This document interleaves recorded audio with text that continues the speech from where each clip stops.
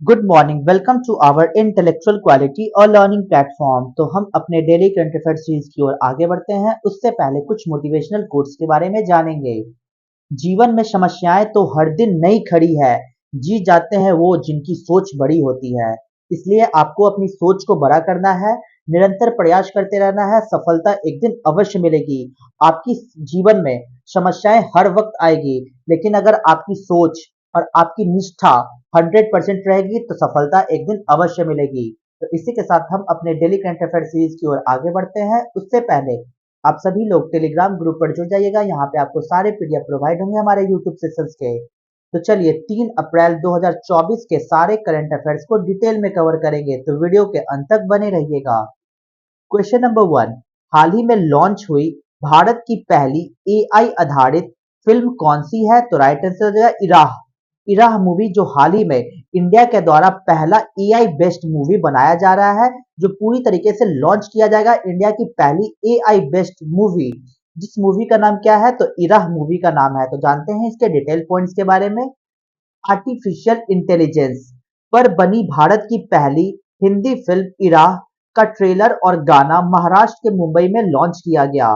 Film में रोहित बोस, रॉय, राजेश शर्मा, करिश्मा कोटक और रक्षित भंडारी मुख्य भूमिका निभाए हैं। इसी के साथ यह बिग फिल्म्स मीडिया द्वारा निर्मित और सैम भट्टाचार्य जी द्वारा निर्देशित यह फिल्म 4 अप्रैल को इम्प्लेक्स डिजिटल थिएटर डिस्ट्रीब्यूशन के माध्यम से देश भर के सिनेमा घरों में रिलीज होने के लिए तैयार हो चुकी है। और इस कार्यक्रम में संगीतकार समीर सेन भी शामिल हुए हैं। तो सबसे मेन इंपॉर्टेंट पॉइंट्स हमारे डेली करंट अफेयर सीरीज के माध्यम से ये है कि इंडिया की पहली हिंदी फिल्म जो पूरी तरीके से आर्टिफिशियल इंटेलिजेंस पर बनी है, उस मूवी का नाम क्या है? तो इराह। तो ये पॉइंट्स को आपको याद रखकर चलना होगा कि किस तरीके से इंडिया की पहली मूवी जो पूरी तरीके से आर्टिफिशियल इंटेलिजेंस पर बेस्ड है, उस मूवी का नाम क्या है? तो इराह मूवी का नाम है। तो चलते हैं अपने डेली करंट अफेयर सीरीज की क्वेश्चन नंबर 2 की ओर। हाल ही में टी20 क्रिकेट में 300 कैच लेने वाले दुनिया के पहले विकेट कीपर कौन बने हैं? तो राइट आंसर का एम एस धोनी। तो एम एस धोनी हाल ही में बने हैं फर्स्ट विकेट कीपर जिन्होंने पूरे वर्ल्ड में 300 कैचेस लेने का इतिहास बनाया है टी20 क्रिकेट के मैच के दौरान। तो आपको ये फैक्ट्स को याद रखना होगा। तो जानते हैं इनके डिटेल पॉइंट्स के बारे में। भारतीय टीम के पूर्व कप्तान महेंद्र सिंह धोनी ने विशाखापत्तनम के Rajasekhara Reddy ACA VDCA cricket stadium में टी20 क्रिकेट में एक और खास उपलब्धि हासिल कर ली है। धोनी ने आईपीएल 2024 में दिल्ली के खिलाफ पृथ्वी शॉ का कैच लेकर टी20 क्रिकेट में विकेट के पीछे अपना 300वां विकेट लिया है। तो आपको ये पॉइंट्स को याद रखना होगा कि हाल ही में हमारे इंडियन टीम के कैप्टन, फॉर्मर इंडियन टीम के कैप्टन महेंद्र सिंह धोनी जी के द्वारा एक अचीवमेंट को हासिल की गई, जो पूरे इतिहास में पहली बार ऐसा हुआ कि विकेट कीपर के रूप में धोनी ने अपनी 300 विकेट को अचीव किया एज अ टी20 क्रिकेट फॉर्मेट के रूप में। जानते हैं इनके डिटेल पॉइंट्स के बारे में। भारतीय क्रिकेट टीम के दिग्गज खिलाड़ी महेंद्र सिंह धोनी जी ने टी20 फॉर्मेट में 300 विकेट लेने वाली दुनिया के पहले विकेट कीपर बन चुके हैं और उन्होंने आईपीएल में दिल्ली कैपिटल्स के खिलाफ खेलते हुए यह उपलब्धि को हासिल की है। तो यहाँ पे आपको दो दो फैक्ट्स को याद रखना होगा कि हाल ही में 300 विकेट किन्होंने अचीवमेंट को हासिल की है बिहाइंड द विकेट।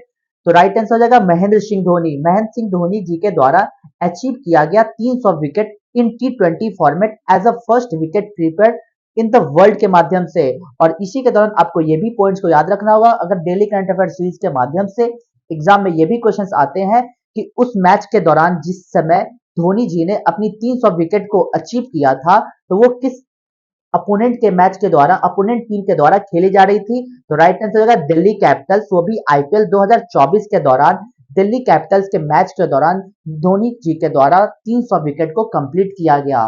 तो चलते हैं नेक्स्ट क्वेश्चन नंबर 3 की ओर। हाल ही में हॉकी इंडिया द्वारा पुरुष वर्ग में वर्ष का सर्वश्रेष्ठ खिलाड़ी किसे नामित किया है? तो राइट आंसर का हार्दिक सिंह। हार्दिक सिंह को हाल ही में best player of the year in the men's category by hockey India से सम्मानित किया गया। तो जानते हैं इनके डिटेल पॉइंट्स के बारे में। हार्दिक सिंह और शलीमा टेटे को छठे वार्षिक हॉकी इंडिया अवार्ड्स में क्रमशः पुरुष और महिला वर्ग में 2023 के लिए वर्ष का सर्वश्रेष्ठ खिलाड़ी नामित किया गया।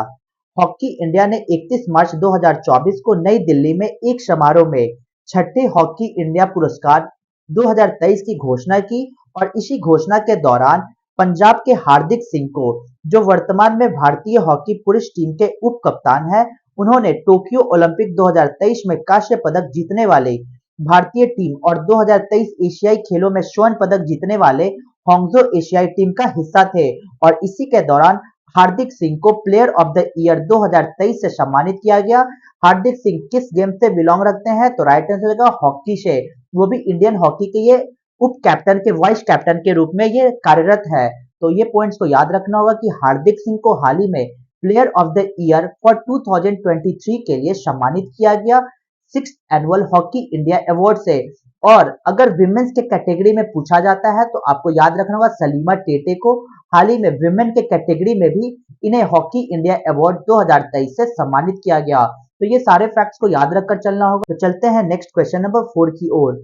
हाल ही में अंतर्राष्ट्रीय संस्कृति पुरस्कार से किसे सम्मानित किया गया? तो राइट आंसर होगा मीरा चरंडा। मीरा चरंडा को हाल ही में इंटरनेशनल कल्चर अवार्ड से सम्मानित किया गया। तो जानते हैं इनके डिटेल पॉइंट्स के बारे में। दिल्ली विश्वविद्यालय के कालिंदा कॉलेज की प्रिंसिपल प्रोफेसर मीना चरंदा को वर्ष 2024 के लिए अंतर्राष्ट्रीय संस्कृति पुरस्कार दिया गया। प्रोफेसर मीना चरंदा को यह सम्मान शिक्षा और समाज सेवा के क्षेत्र में उल्लेखनीय कार्यों के लिए दिया गया है। तो आपको ये फैक्ट्स को याद रखना होगा कि हाल ही में दिल्ली विश्वविद्यालय की कालिंदा कॉलेज की एक प्रिंसिपल, जिन्हें हाल ही में प्रोफेसर मीना चरंदा जी को वर्ष 2024 के लिए अंतर्राष्ट्रीय संस्कृति पुरस्कार से सम्मानित किया गया। तो यहाँ पे आपको डायरेक्ट फैक्ट्स को याद रखना होगा कि मीना चंद्रा जी को किस अवार्ड से सम्मानित किया गया? तो इंटरनेशनल कल्चर अवार्ड से सम्मानित किया गया। इसी के दौरान 30 मार्च 2024 को इंडिया इंटरनेशनल सेंटर में एक कार्यक्रम में प्रोफेसर चरंदा को यह सम्मान प्रदान किया गया। तो ये सारे फैक्ट्स को याद रखकर चलना होगा कि किस तरीके से मीरा चरंदा जी को हाल ही में इंटरनेशनल कल्चर अवार्ड से सम्मानित किया गया। तो ये पॉइंट्स को याद रखना होगा और इसी के साथ चलते हैं अपने नेक्स्ट क्वेश्चन नंबर 5 की ओर। हाल ही में आरबीआई ने अपना 90वें स्थापना वर्ष में प्रवेश किया है और आरबीआई की स्थापना की सिफारिश किसने की थी? तो आपको ये पॉइंट्स को याद रखना होगा कि आरबीआई हाल ही में फाउंडेशन डे 2024 सेलिब्रेट किए हैं और इसी फाउंडेशन डे के दौरान इनकी 19th इस्टेब्लिशमेंट ईयर कंप्लीट हुई। और इस आरबीआई का रिकमेंडेशन कौन दिया था? इसको गठन करने के लिए रिकमेंडेशन किसके द्वारा दी गई थी? तो राइट आंसर है हिल्टन यंग रॉयल कमीशन के द्वारा ही आरबीआई की स्थापना की गई। कब स्थापना की गई थी? तो 1 अप्रैल को इसकी स्थापना की गई थी 1935 को। 1 अप्रैल 1935 को आरबीआई का गठन किया गया था किस कमीशन के दौरान? तो हिल्टन यंग रॉयल कमीशन के दौरान। और इसी के दौरान हमारे इंडिया के अभी रिसेंटली हाल ही में 19th इस्टेब्लिशमेंट ईयर सेलिब्रेट किया जा रहा है आरबीआई के द्वारा। तो जानते हैं इसके डिटेल पॉइंट्स के बारे में। देश की केंद्रीय बैंकिंग संस्था भारतीय रिजर्व बैंक ऑफ इंडिया 1 अप्रैल 2024 को अपने 19th वर्ष में प्रवेश कर रही है और इसी के दौरान प्रधानमंत्री श्री नरेंद्र मोदी ने मुंबई महाराष्ट्र में भारतीय रिजर्व बैंक के 90 वर्ष पूरे होने के अवसर पर आयोजित आरबीआई एट द रेट 90 के उद्घाटन समारोह को संबोधित किए हैं। तो सबसे फैक्ट्स वाली बात को ये याद रखना होगा कि अगर एग्जाम में ये पॉइंट्स आते हैं कि 1 अप्रैल 2024 को आरबीआई की कौन सी इस्टेब्लिशमेंट ईयर सेलिब्रेट की गई? तो राइट आंसर होगा 19th 90 इस्टेब्लिशमेंट ईयर सेलिब्रेट किया गया 1 अप्रैल 2024 को रिजर्व बैंक ऑफ इंडिया के द्वारा। इसी दौरान हमारे भारतीय प्रधानमंत्री नरेंद्र मोदी जी के द्वारा मुंबई महाराष्ट्र में भारतीय रिजर्व बैंक के 90th बर्थ कंप्लीट होने के दौरान उन्होंने आरबीआई एट द रेट 90 का उद्घाटन समारोह किया गया। कहाँ पे? तो महाराष्ट्र मुंबई में इसका उद्घाटन किया गया। इसी के दौरान श्री मोदी ने आरबीआई के 90 वर्ष पूरे होने पर एक स्मारक सिक्का भी जारी किया है और इस देश की मौद्रिक स्थिरता को बनाए रखने के लिए भारतीय मुद्रा और वित्त पर रॉयल कमीशन हिल्टन यंग की सिफारिश के बाद 1 अप्रैल 1934 को आरबीआई की स्थापना की गई थी। ये फैक्ट्स को याद रखना होगा और इसी के दौरान ये कार्यरत कब हुआ था? यहाँ पे देखिए 1 अप्रैल 1934, जबकि मैंने आपको ये भी बताया कि 1 अप्रैल 1935 की गठन आरबीआई का स्थापना हो चुका था और पूरे तरीके से ऑपरेशन में आ चुके थे 1 अप्रैल 1934 को। कोई भी एक्ट बनता है, कोई भी कमीशन आता है तो 1 साल पहले आती है। उसके बाद जो पूरी तरीके से वर्क किया जाता है तो 1 साल बाद। उसी दौरान जब रॉयल कमीशन हिल्टन यंग ने अपनी कमिटी में अपने ये बात को पेश किया था कि रिजर्व बैंक ऑफ इंडिया को बनाया जाए, और उसी के दौरान 1 अप्रैल 1934 को ये पारित की गई कि आरबीआई की गठन करनी है और पूरी तरीके से इस केंद्रीय बैंक का कामकाज और भारतीय रिजर्व बैंक अधिनियम 1934 के तहत ये शासित किया गया कि इसका परिचालन हम लोग 1 अप्रैल 1935 को सर ओशबॉर्न स्मिथ के पहले गवर्नर के रूप में शुरू किया गया था। यहाँ पे आपको बहुत सारे हिस्टोरिकल बैकग्राउंड मिलेंगे जो इकोनॉमिक पॉइंट्स ऑफ व्यू से एग्जाम में डायरेक्ट देखे जाते हैं कि सबसे पहले आरबीआई का गठन किसके द्वारा किया गया था, किस कमीशन के द्वारा, तो royal commission Hilton young commission के द्वारा आरबीआई का गठन 1 अप्रैल 1934 को किया गया, ऐसा बात की गई। और इसी के दौरान पूरी तरीके से ऑपरेशनल आरबीआई कब हुआ, तो 1 अप्रैल 1935 को जब आरबीआई का गठन किया गया, आरबीआई पूरी तरीके से कार्यरत होने लगी, तो पहला फर्स्ट गवर्नर आरबीआई के कौन थे, तो ये पॉइंट्स को याद रखना होगा कि सर ऑस्बॉर्न स्मिथ जी ही पहले आरबीआई के गवर्नर थे, कब, 1 अप्रैल 1935 को। और इसी के दौरान आपको ये भी पॉइंट्स याद रखना होगा कि इस 1 अप्रैल 2024 को आरबीआई के द्वारा 19th एडिशन मनाई गई, सेलिब्रेट की गई। तो ये सारे फैक्ट्स को याद रखकर चलना होगा। तो चलते हैं अपने नेक्स्ट क्वेश्चन नंबर 6 की ओर। हाल ही में चर्चित $100 बिलियन का एआई सुपर कंप्यूटर स्टारगेट किससे संबंधित रखता है, तो राइट आंसर हो जाएगा माइक्रोसॉफ्ट और चैट जीपीटी दोनों से संबंध रखती है according to option. Right answer हो जाएगा डी। लेकिन आपको ये फैक्ट्स को याद रखना होगा कि $100 बिलियन वाली एआई सुपर कंप्यूटर स्टारगेट का किससे संबंध है, तो माइक्रोसॉफ्ट और चैट जीपीटी दोनों से संबंध रखती है। तो जानते हैं इनके डिटेल पॉइंट्स के बारे में। माइक्रोसॉफ्ट और ओपन एआई एक विशाल डेटा सेंटर परियोजना पर सहयोग कर रही है और जिसकी लागत संभावित रूप से $100 बिलियन से अधिक हो सकती है। इस परियोजना का लक्ष्य है कि स्टारगेट नामक एक आर्टिफिशियल इंटेलिजेंस सुपर कंप्यूटर विकसित करना है, जिसको हम लोग हिंदी में कृत्रिम बुद्धिमत्ता भी कहते हैं। और इसी के दौरान आपको ये भी पॉइंट्स को याद रखना होगा कि माइक्रोसॉफ्ट और ओपन एआई मिलकर अपनी कंपनियों को अगले 6 वर्षों में सुपर कंप्यूटर की एक श्रृंखला बनाने की योजना बना रही है। उनका लक्ष्य माइक्रोसॉफ्ट द्वारा वित्त पोषित सबसे बड़ा सुपर कंप्यूटर बनाना है, जबकि जिसकी लागत सबसे बड़े मौजूदा डेटा केंद्र से लगभग 100 गुना से भी अधिक होगी। तो ये सारे फैक्ट्स को याद रखकर चलना होगा। और ये भी पॉइंट्स को याद रखना होगा कि माइक्रोसॉफ्ट और ओपन एआई, जिसे हम लोग चैट जीपीटी के नाम से जानते हैं, इन दोनों ने मिलकर $100 बिलियन का लागत लगाकर एक आर्टिफिशियल इंटेलिजेंस सुपर कंप्यूटर को तैयार करने वाली है।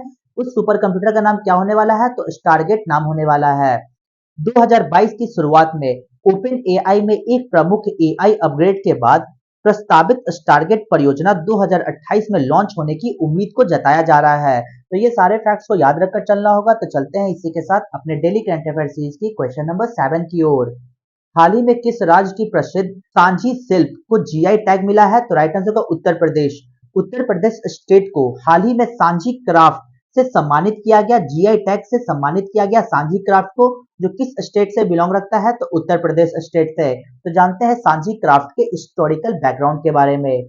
मथुरा की यह सांझी कला को भारत सरकार द्वारा जीआई टैग प्रदान किया गया और सांझी को जीआई दिया गया। टैग मिलने से ब्रजवासियों में उत्साह की लहर उठ चुकी और ब्रिज की सांझी संध्या, श्रृंगार और राधा रानी के प्रेम के प्रतीक इस कला को वैश्विक बाजार में पहचान मिलेगा। तो ये पॉइंट्स को याद रखना होगा कि ये जो सांझी कला किस स्टेट से बिलोंग रखती है, तो उत्तर प्रदेश के किस डिस्ट्रिक्ट से, तो मथुरा डिस्ट्रिक्ट से ये बिलोंग रखती है, जिसको हाल ही में जीआई टैग से सम्मानित किया गया।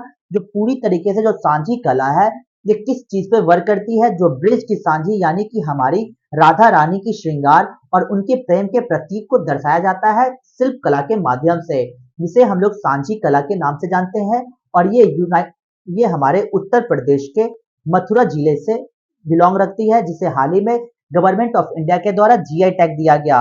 इसी के दौरान आपको ये भी पॉइंट्स याद रखना होगा कि इसके साथ साथ उत्तर प्रदेश के 15 उत्पादों को भौगोलिक संकेत यानी जीआई टैग से सम्मानित किया गया और उन वस्तुओं की सूची में शामिल करने से राज्य भारत में पहले स्थान पर पहुंच गया है, जिसे 69 जीआई टैग वाले उत्पादों के साथ उत्तर प्रदेश अब तमिलनाडु से आगे निकल गया, जिसके पास 58 जीआई टैग वाले उत्पाद है। तो ये पॉइंट्स को याद रखना होगा। चलते हैं अपने हिस्टोरिकल बैकग्राउंड की ओर कि जीआई टैग का किस तरीके से आगमन हुआ हमारे भारत देश में।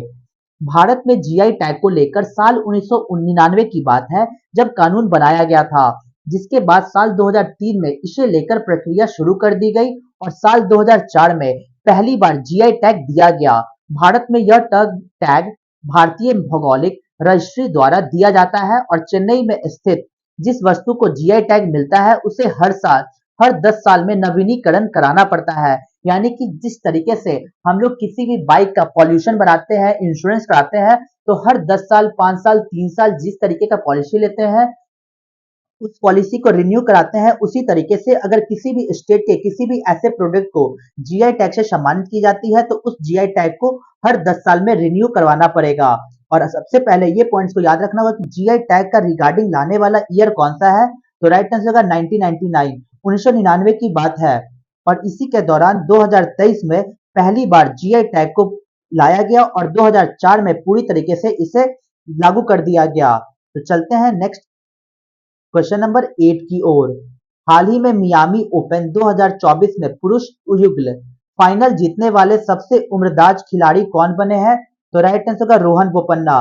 रोहन बोपन्ना बने हैं ओल्डेस्ट प्लेयर जिन्होंने हाल ही में men's double finals in the recent Miami open 2024 में खिताब जीता है। तो ये पॉइंट्स को याद रखना होगा कि हाल ही में मियामी ओपन 2024 के दौरान सबसे पुराने खिलाड़ी जिन्होंने मेंस डबल फाइनल में अपने खिताब को हासिल की वो कौन है, तो हमारे इंडियन प्लेयर रोहन बोपन्ना जी, जिन्होंने मियामी ओपन 2024 के मेंस डबल टाइटल में अपने खिताब को जीता है। तो जानते हैं इसके डिटेल फैक्ट्स के बारे में। भारतीय टेनिस स्टार रोहन बोपन्ना और उनके ऑस्ट्रेलियाई साथी मैथ्यू एबडेन ने मियामी ओपन के पुरुष युगल फाइनल में ऐतिहासिक जीत को हासिल की। इस जोड़ी ने क्रोएशिया के इवान डोडिक और अमेरिका के ऑस्टिन ट्राजिसेक को 6-7, 6-3, 10-6 से हराया।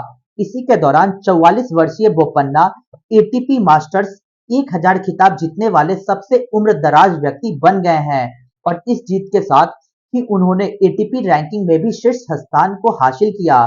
44 साल की उम्र में बोपन्ना ने मास्टर्स 1000 खिताब जीतने वाले सबसे उम्रदराज खिलाड़ी बनने का अपना ही रिकॉर्ड तोड़ दिया और पिछले साल फ्लोरिडा में वह 43 साल की उम्र में सबसे उम्रदराज एटीपी 1000 मास्टर्स चैंपियनशिप बने थे। तो ये सारे फैक्ट्स को याद रखना होगा कि हाल ही में मियामी ओपन टाइटल हुई और इसी मियामी ओपन टाइटल के दौरान इन्होंने अपने मेंस के डबल टाइटल्स में अपने खिताब को हासिल किया।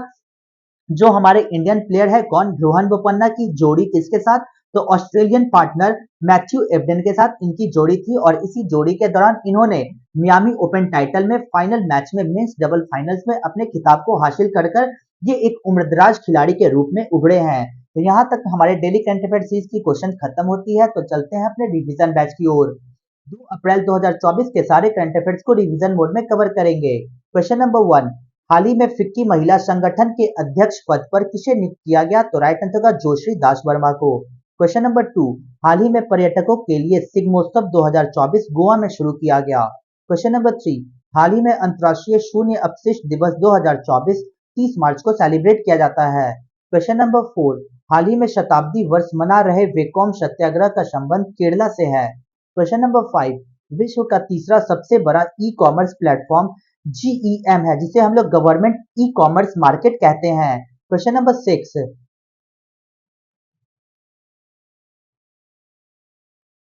नंबर 6, हाल ही में उत्तर कोरिया के प्रतिबंधों की निगरानी के लिए संयुक्त राष्ट्र पैनल के आदेश पर किसने वीटो लगाया, तो राइट आंसर होगा रशिया ने। क्वेश्चन नंबर 7 की ओर।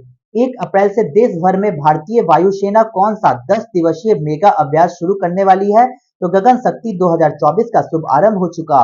क्वेश्चन नंबर 8, हाल ही में संयुक्त राष्ट्र महिला अधिकार और यौन समानता मंच के 69 सेशन का अध्यक्ष किसे नियुक्त किया गया, तो राइट आंसर होगा सऊदी अरब को। तो चलते हैं अपने क्वेश्चन ऑफ द डे में। तो आज का हमारा क्वेश्चन क्या है, which of the following is the phenomenon responsible for the trade winds, निम्नलिखित में से कौन सी घटना व्यापारिक पवनों के लिए उत्तरदायी है।